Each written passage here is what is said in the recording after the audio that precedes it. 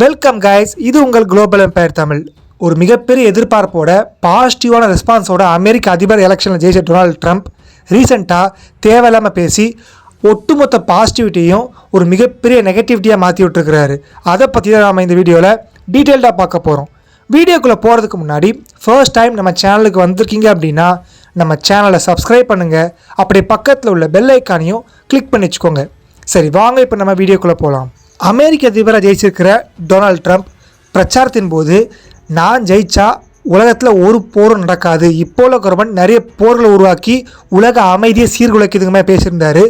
அதுக்கு ஏற்ற மாதிரி தான் உக்ரைனுக்கு ஆதரவாக இருந்த கரண்ட் அமெரிக்க கவர்மெண்ட்டுக்கு எதிராக உக்ரைனில் நிறைய ஃபண்டை நிப்பாட்டுறது, உக்ரைனுக்கு எதிரான பேச்சுக்கள், யூரோப் யூனியனுக்கு எதிரான பேச்சுக்கள், ப்ரோ ரஷ்யன் ஆக்டிவிட்டீஸ், இதன் மூலிமா ஏஷியன் கண்ட்ரிஸை அதிகமாக கவர்ந்துருந்தார். அதுக்கேற்ற மாதிரி தான் ட்ரம்ப்போட மூவ் இருக்குங்கிற மாதிரி நம்ம எதிர்பார்த்து தான் உக்ரைன் விஷயத்தில் நம்ம ட்ரம்ப்பை எதிர்பார்த்தது. அட் த சேம் டைம் இவர் உக்ரைன் ரஷ்யா வார் நிப்பாட்டுறதுல இவ்வளவு மும்முரம் காட்டுறவர் கண்டிப்பாக இஸ்ரேல் ஈரானுக்கு ஒரு வார் வந்தால் அதை நிப்பாட்டுறதுக்கு மும்முரம் காட்ட மாட்டான்னு சொல்லி எதிர்பார்த்தது தான். அந்த ஈரான் இஸ்ரேல் விவகாரத்தில் மட்டும் இவர் மேலே ஒரு மிகப்பெரிய நெகட்டிவிட்டி இருந்துச்சு. அதுக்கேற்ற மாதிரி தான் இவரும் பேசியிருந்தார். நம்ம ஈரான் மேலே அதிக பொருளாதார தடைகள் போடணும், ஈரான் அணு ஆயுதம் தயாரிக்கிறத நிப்பாட்டணுங்கிற மாதிரிலாம் பேசியிருந்தார். சரி, இது கூட அமெரிக்கன்ஸுடைய அதாவது அமெரிக்கன் பிரசிடென்ட்ஸ் யார் வந்தாலுமே அவங்களுக்கு முதல் குறிக்கோள் இப்படி தான் இருக்குங்கிறத நம்ம எதிர்பார்த்தது. ஆனால் இதெல்லாம் தாண்டி ஒரு சில விஷயங்கள் அவுட் ஆஃப் சிலபஸாக ட்ரம்ப் பேசியிருந்தார். சில அவர் பேசின விஷயங்கள் குளோபல் பீஸுக்கு த்ரெட்டாக இருக்குதுங்கிற மாதிரி தான் நிறைய மீடியாக்கள் பேசிகிட்டு இருக்கிறாங்க. அதில் குறிப்பாக இந்தியா மேலே அதிக டேரிஃப் போடுறது இதுக்கு முன்னாடியே பேசியிருந்தது தான் ட்ரம்ப்பு. எங்கள் நாட்டில் இருந்து இறக்குமதி செய்த பொருட்களுக்கு இந்தியா அதிகமாக வரி போடுறாங்க, இப்படியே பண்ணிகிட்டு இருந்தாங்கன்னா பதிலுக்கு நாங்களும் அதிக வரி போட வேண்டியிருக்கும், அதனால் வரியை குறைச்சிக்கோங்கிற மாதிரி இந்தியாவை ட்ரம்ப் அப்பவும் சரி இப்போவும் சரி பயங்கரமாக வார்ன் பண்ணியிருந்தார். வேறு எந்த அமெரிக்க பிரசிடெண்ட்டும் அவ்வளோ சீக்கிரம் இந்தியாவை வார்ன் பண்ண மாட்டாங்க, ட்ரம்ப் வார்ன் பண்ணியிருந்தார். சரி, இந்தியாவை மிரட்டிட்டு அடுத்த தலைவர் கை வச்சது பிரிக்ஸு டாலருக்கு எதிராக ஒரு பொது நாணயத்தை உருவாக்குறதா ஒரு டீலிங் எப்போருந்து பேசிட்டு தான் இருக்கிறாங்க. பைடன் கவர்மெண்ட் வந்ததுக்கு அப்புறமே பிரிக்ஸ் கண்ட்ரிஸ் பொது நாணயத்தை உருவாக்குறதுல அதிகமாக ஃபோக்கஸ் பண்ணுறாங்க. இதை பற்றி அந்த பைடன் கவர்மெண்ட்டு பெருசாக கண்டுக்கலை. இப்போ அகைன் ட்ரம்ப் ஆட்சிக்கு வந்துட்டாரா, ட்ரம்ப் பிரிக்ஸை மிரட்டியிருக்காரு. அமெரிக்க டாலருக்கு எதிராக நீங்கள் பொது நாணயத்தை உருவாக்குனீங்கன்னா பிரிக்ஸ் கண்ட்ரிஸ் மாதிரி நாங்கள் டேரிஃப் விதிப்போம், பொருளாதார தடைகள் போடுவோங்கிற மாதிரி மிரட்டியிருந்தார். பதிலுக்கு புட்டினும் ரிப்ளை பண்ணியிருந்தார். எல்லா நாடுகளுமே டாலரை பொது நாணயமாக யூஸ் பண்ணுறாங்க அப்படிங்கிற ஒரே காரணத்துக்காக அதை அமெரிக்கா ஓவர் அட்வான்டேஜாக எடுத்துக்கிட்டு தான் பேச கேட்காத நாடுகள் மேலே டாலரை வச்சு பொருளாதாரத்தை சரிக்க ஒரு வெப்பனாக யூஸ் பண்ணிக்கிறாங்க. ஸோ அமெரிக்கா இந்த மாதிரி பண்ணும்போது எங்களுக்கு வேறு வழி இல்லை, நாங்கள் டாலருக்கான ஆல்டர்னேட்டிவ் ஆப்ஷன் தான் பார்க்க போகிறோம், கண்டிப்பாக பிரிக்ஸோடைய நாணயம் உருவாகும் அப்படிங்கிற மாதிரி ட்ரம்ப்போடைய எச்சரிக்கைக்கு ஒரு ரிப்ளை கொடுத்துருந்தார் புட்டின். ஸோ பிரிக்ஸோடைய காமன் கரன்சியை பற்றி பேசும்போது வெஸ்டர்ன் கண்ட்ரீஸும் அமெரிக்காவும் அதிகமாக பயப்படுறது ரஷ்யாவுக்கோ இந்தியாவுக்கோ இல்லை, சைனாவுக்கு தான். ஏன்னா பிரிக்ஸோடைய காமன் கரன்சியை உருவாக்குறதுல அதிகமாக ஃபோக்கஸ் பண்ணுறது சைனா தான். சைனா யுவானை பிரிக்ஸோட காமன் கரன்சியாவோ இல்லை பிரிக்ஸ் நாடுகளுடைய காமன் கரன்சியாவோ யூஸ் பண்ணிடக்கூடாது அப்படிங்கிற பயம் என்றைக்குமே அமெரிக்காவுக்கு உண்டு. கண்டிப்பாக ட்ரம்ப்புக்கும் அமெரிக்காவுக்கும் தெரியும் சீனாவோட வளர்ச்சிக்கு பிரிக்ஸ் ஒரு முக்கியமான பங்கு அப்படின்னு. அதனால தான் ஃப்யூச்சரில் வரக்கூடிய ட்ரம்ப்போட ஆட்சி அதிகமாக சைனாவோடைய வளர்ச்சியை தடுக்கிற மாதிரி தான் இருக்குங்கிற மாதிரி ஜியோ பாலிட்டிக்கல் அனலிஸ்ட் நிறைய பேசிக்கிறாங்க. சரி, இது வரைக்கும் ட்ரம்ப் பேசினதாவது அமெரிக்காவுடைய நெருங்கிய அலை நட்பு நாடுகள் கிடையாது, அமெரிக்காவோட காமன் மைண்ட் செட்டு தான். ஆனால் அடுத்து ட்ரம்ப் வச்சாரு பாருங்க ஒரு செக்கு, கனடா. காலங்காலமாக அமெரிக்காவோட சப்போர்ட்லேயே இருந்து அமெரிக்காவோட நிழலாக வாழ்ந்த கனடாவுக்கு ஒரு மிகப்பெரிய மிரட்டல். கனடாவில் இமிக்ரேஷன் ப்ராசஸ்லாம் ஸ்ட்ரிக்டாக இல்லை, அதனால நிறைய இல்லீகல் இமிக்ரெண்ட்ஸு கனடா மூலியம் யூஎஸ்க்கு உள்ளே வராங்க. நாங்கள் இத்தனை வருஷமாக உங்களுக்கு இவ்வளோ சப்போர்ட்டும் சப்சிடியும் கொடுத்தது தப்பு, நீங்கள் பதிலுக்கு எந்த விதமான இல்லீகல் இமிக்ரென்ஸை தடுக்கிறதுக்கு எந்த முயற்சியும் எடுக்கலைங்கிற மாதிரி இந்த சப்சிடியை கட் பண்ணிவிட்டு உங்களுக்கு அதிகமாக டேரிஃப் விதிக்கிறங்கிற மாதிரி கனடாவுக்கு ஒரு பெரிய மிரட்டலை கொடுத்துருக்கிறாரு. அமெரிக்க மக்கள், கனடா மக்கள், அமெரிக்க கவர்மெண்ட், கனடா கவர்மெண்ட்டுக்கான பாண்டிங் எல்லாருக்குமே தெரியும். இது ஒரு இஷ்யூ ஆச்சுக்கிட்டு இவ்வளோ பெரிய ஒரு வார்த்தையை ஒரு அமெரிக்க அதிபர் வெளிவருது அப்படிங்கிறது ஒரு ஷாக்கிங்கான விஷயந்தான்.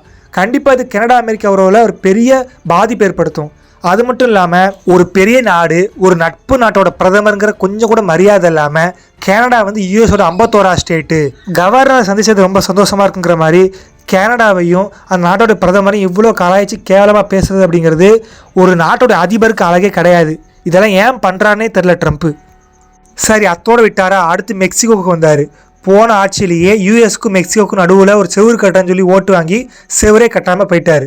இப்போது கனடாக்கு சொன்ன மாதிரி நீங்களும் இல்லீகல் இமிகிரன்ஸை தடுக்க மறுக்கிறீங்க, அதனால் உங்களுக்கும் 25% டேரிஃப் விதிக்கிறேன் இப்படிங்கிற மாதிரிலாம் பேசியிருக்காரு மெக்சிகோ மேலேயும். போன வருஷம் டேட்டா படி தான் சைனாட்டேருந்து யூஎஸ் விலகி மெக்சிகோடைய லார்ஜஸ்ட் ட்ரேடிங் பார்ட்னர் அமெரிக்கா இருக்காங்க. இப்படி ஒரு மிகப்பெரிய வர்த்தக உறவு இருக்கும்போது ட்ரம்ப் இப்படி பேசினது எந்த அளவுக்கு லாஜிக்கலாக இருக்கும் தெரியல.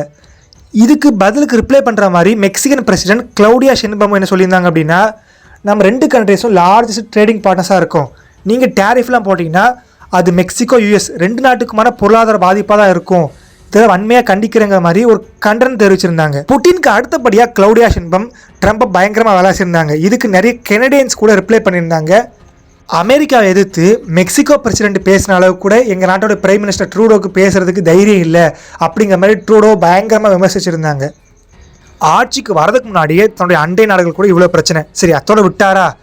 அடுத்து ட்ரம்ப் கை வச்சது அவருடைய நெருங்கிய தோழமை நாடுகளான யூரோப் யூனியன் வளர்கிறதுக்கு, யூரோப் யூனியன் இப்போ செழிப்பாக இருக்கிறதுக்கு முக்கியமான காரணமே அமெரிக்கா தான். அமெரிக்காவில் தான் யூரோப்புக்கு அதிகமாக டேக்ஸ் ஃப்ரீ சப்சிடியோட ப்ராடக்ட்ஸ் கிடைக்கிது. உங்களுக்கு நாங்கள் நிறைய ஆயில் அண்ட் கேஸை எக்ஸ்போர்ட் பண்ணுறோம், டேக்ஸ் ஃப்ரீயாக பண்ணுறோம், இப்போ அதுக்கும் அதிகமாக டேக்ஸ் விதித்து ஆயில் அண்ட் கேஸ் எக்ஸ்போர்ட் பண்ணுறதை நாங்கள் கொஞ்சம் நிப்பாட்டெல்லாம் பார்க்குறோங்கிற மாதிரி ஒரு பெரிய குண்டை தூக்கி யூரோப் யூனியனுக்கு ட்ரம்ப் போட்டார். இதனால் எங்களுக்கு அதிகமாக ட்ரேட் டெஃபிஷியன்சி வருதுங்கிற மாதிரி ட்ரம்ப் பேசியிருக்கிறாரு. ஓகே, உங்கள் நம்பி தான் ரஷ்யா அவங்க கைவிட்டாங்க, இப்போ நீங்கள் இப்படி பண்ணீங்க அப்படின்னா அகைன் யூரோப் கண்ட்ரீஸ் ட்ரம்ப்புக்கு பயந்துட்டு ஏஷியா கூடயும் ரஷ்யா கூடயும் திரும்ப ரிலேஷன்ஷிப்பை கண்டினியூ பண்ணுவாங்க. இது அமெரிக்காவுக்கு தான் லாஸு. இது ட்ரம்ப்புக்கு புரியுதான்னு தெரியல. சரி, அத்தோட ட்ரம்ப் முடிக்கலை. பெரிய பெரிய கண்ட்ரீஸ்க்கெலாம் வார்னிங்கை போட்டுட்டு தலைவர் அடுத்து கை வச்சது பனாமா.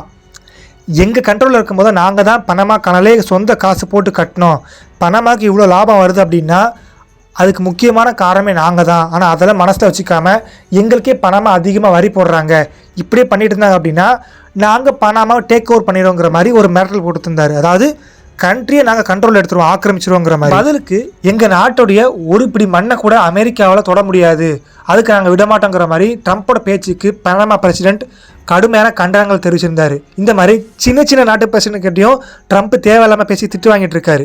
சரி, இதோட லிஸ்ட்டு முடிஞ்சுதாப்பான்னு கேட்டிங்கன்னா அதுதான் இல்லை. திரும்ப பழைய பஞ்சாங்கத்தை ட்ரம்ப் கையில் எடுத்திருக்காரு. அதுதான் கிரீன்லாண்டு. போன ட்ரம்ப்போட கவர்மெண்ட்லேயே அவர் டென்மார்க் போயிருக்கும்போது டென்மார்க் கண்ட்ரோலில் இருக்கிற கிரீன்லாண்டை விலைக்கு கேட்டு அதுக்கு டென்மார்க் கவர்மெண்ட் பயங்கரமாக எதிர்ப்பு தெரிவித்து நோ சொல்லி கிரீன்லாண்ட்லேருந்து எதிர்ப்பு வந்து பயங்கரமாக பல்பு வாங்கிட்டு கிரீன்லாண்டுக்கே போகாமல் திரும்பி வந்தார் ட்ரம்ப்பு. சரி, கிரீன்லாண்டு எப்படி டென்மார்க் கண்ட்ரோலில் வந்துச்சு, அங்கே ஒரு கவர்மெண்ட் இருக்குதா, அது எப்படி ரன் ஆகுது, எப்படி கிரீன்லாண்டை டென்மார்க் வந்து ஆட்சி பண்ணுறாங்க, அங்கே உள்ள மக்கள் எப்படி இருக்காங்க, இதை பற்றின ஃபுல் வீடியோ ஆல்ரெடி நம்ம சேனலில் போட்டிருக்கோம். அந்த வீடியோ பார்க்காதவங்க மேலே கார்ட்ஸில் கொடுத்துருக்கேன், கீழே டிஸ்கிரிப்ஷனில் கொடுத்துருக்கேன், அந்த லிங்கை கிளிக் பண்ணி பார்த்துக்கோங்க. சரி, இப்போ நம்ம விஷயத்துக்கு வருவோம். ஆல்ரெடி அவர் பல்பு வாங்கிட்டு போயிட்டாரா, அகைன் இப்போ ஒரு பேச்சு எழுதிருக்காரு. இப்போ உள்ள சூழ்நிலையில் கிரீன்லாண்டை அமெரிக்கா கண்ட்ரோல் பண்ணுறது தான் கரெக்டாக இருக்கும், நாங்கள் கிரீன்லாண்டை டேக் ஓவர் பண்ண போகிறோம் ஆர் கிரீன்லாண்டை விலைக்கு வாங்க போகிறோங்கிற மாதிரி ஒரு ட்வீட் போட்டிருந்தார். அந்த ட்வீட்டு கிரீன்லாண்டு பிரதமர் மத்தியில் பயங்கர எதிர்ப்பை கிளப்பிச்சு. கிரீன்லாண்டோட பிரதமர் ஏகடே இதுக்கு பதிலளிக்கிற மாதிரி கிரீன்லாண்டு விற்பனைக்கு கிடையாது, கிரீன்லாண்டு மக்களுக்கானது, கண்டிப்பாக ட்ரம்ப் பேசினதை ஏற்றுக்க முடியாதுங்கிற மாதிரி இவர் சைட்லேருந்து ஒரு எதிர்ப்பு. போன வருஷம்தான் Europe Union leader von der Leyen வந்து கிரீன்லாண்டுக்கு வந்து நிறைய வர்த்தக உறவுகளை மேம்படுத்திட்டு போயிருந்தாங்க. இப்போ ட்ரம்ப் இப்படி பேசிட்டாரா, ட்ரம்ப்புக்கு டென்மார்க் சைட்லேருந்து நீங்கள் எங்கிட்ட இருந்து கிரீன்லாண்டை கண்டிப்பாக வாங்க முடியாது, ட்ரம்ப் இப்படி பேசினதை எங்களால் அக்செப்ட் பண்ணவே முடியாதுங்கிற மாதிரி அங்கே ஒரு எதிர்ப்பு மட்டும் இல்லை. நேற்று டென்மார்க் வந்து ஒரு டிஃபென்ஸ் மீட்டிங் போட்டு கிரீன்லாண்டில் அதிகப்படியான மிலிட்ரியை குவிச்சு அமெரிக்காவோட இன்வேஷனுக்கு எதிராக அவங்க மிலிட்ரைஸ் பண்ணுறாங்க. அந்த இடத்த அமெரிக்காவோட நட்பு நாடுகளே, நேட்டோ நாடுகளே அமெரிக்காவுக்கு பயந்து அங்கே தன்னுடைய இராணுவத்தை குவிக்கிறதுங்கிறதுலாம் ட்ரம்ப்போடைய ஸ்ட்ராட்டஜியை ஒரு மிகப்பெரிய முட்டாள்தனம் சொல்லலாம். டொனால்ட் ட்ரம்ப் எலெக்ஷனில் ஜெயித்த புதுசில் அதிகமாக பாசிட்டிவ் எனர்ஜி மேலே பரவிச்சு. ஏன்னா பைடன் கவர்மெண்ட் அதிகமான போர்களை உருவாக்கிட்டாங்க, பைடன் கவர்மெண்ட் அளவுக்கு ட்ரம்ப் கவர்மெண்ட் மோசமாக இருக்காது, போன ஆட்சியிலேயே நார்த் கொரியா ரஷ்யா மாதிரியான எதிரி நாடுகள் கூடயும் நட்பு பாராட்டினார், பெருசாக யாருக்கூடையும் போர் இல்லாமல் கொண்டு போனார், ஸ்மூத்தாக கொண்டு போனார் அப்படிங்கிற மாதிரியான ஒரு பாசிட்டிவ் மைண்ட் செட் இருந்துச்சு. ஸோ மற்ற அமெரிக்க பிரசிடென்ட்ஸ் மாதிரி தன்னுடைய பவரை யூஸ் பண்ணி தேவையில்லாத வேலைகள்லாம் பண்ண மாட்டாருன்னு சொல்லி எதிர்பார்த்துட்டு இருந்தோம். ஆனால் இவர் ஆரம்பிக்க முன்னாடியே, பதவிக்கு வர்றதுக்கு முன்னாடியே இத்தனை இடத்துல நெகட்டிவிட்டியை பரப்பிட்டு வர்றாரு. நிறைய நட்பு நாடுகளையும் டார்கெட் பண்ணுறாரு. இவர் இப்படியே பண்ணிட்டு இருந்தார் அப்படின்னா கண்டிப்பாக எல்லாரும் ஒரு புது வேர்ல்டு ஆர்டர் கிரியேட் ஆகிற மாதிரி சான்சஸ் பிரகாசமாக இருக்குது. ஸோ ஆல்டர்னேட்டிவ் ஆப்ஷனை தேடி போக ஆரம்பிச்சிருவாங்க. இது அமெரிக்காவுடைய பொருளாதாரத்தை தான் பெரிய பாதிப்பாக இருக்கும். ஏற்கனவே நிறைய நாடுகள் அமெரிக்காவுடைய பேச்சை கேட்காம அமெரிக்கா நேம் டேமேஜாக இருக்குது. இப்போ பார்த்து இந்த மாதிரிலாம் ட்ரம்ப் பண்ணிகிட்ருக்காரு அப்படின்னா அமெரிக்காவுடைய ஆட்சி அதிகாரத்துக்கும் அமெரிக்காவுடைய 100 வருஷ வேர்ல்டு ஆர்டருக்கும் இவரே சமாதி கட்டிட்டு க்ளோஸ் பண்ணிட்டு போயிடுவார். அடுத்த கண்ட்ரி வந்து அந்த பிளேஸை ரிப்ளேஸ் பண்ண ஆரம்பிச்சிடும். நிறைய ஜியோ பொலிட்டிக்கல் அனலிஸ்ட்டில் என்ன சொல்கிறாங்க அப்படின்னா ட்ரம்ப் சும்மா மிரட்டுவார், சும்மா பேசுவார், தவிர உண்மையாக அப்படி பண்ண மாட்டாங்கிற மாதிரி சொல்கிறாங்க. பட் எதுவுமே நிரந்தரம் கிடையாது. ஸோ ட்ரம்ப் ஆட்சிக்கு வந்தால் அவருடைய அடுத்த கட்ட நகர்வுகள் எப்படி இருக்குது, அவர் மற்ற நாடுகள் எப்படி கையாள போகிறாரு, மற்ற நாடுகள் ட்ரம்ப்புடைய கவர்மெண்ட் எப்படி கையாள போகிறாங்க அப்படிங்கிறத நம்ம வெயிட் பண்ணி தான் பார்க்கணும். ஸோ ஓகே கைஸ், இந்த வீடியோ உங்களுக்கு பிடிச்சிருந்தா உங்கள் ஃப்ரெண்ட்ஸுக்கு ஷேர் பண்ணுங்கள். இதே மாதிரி இன்னொரு இன்ட்ரெஸ்டிங்கான டாப்பிக்கோட நான் அகைன் உங்களை சந்திக்கிறேன். ஃபைனலி தேங்க்ஸ் ஃபார் வாட்சிங்.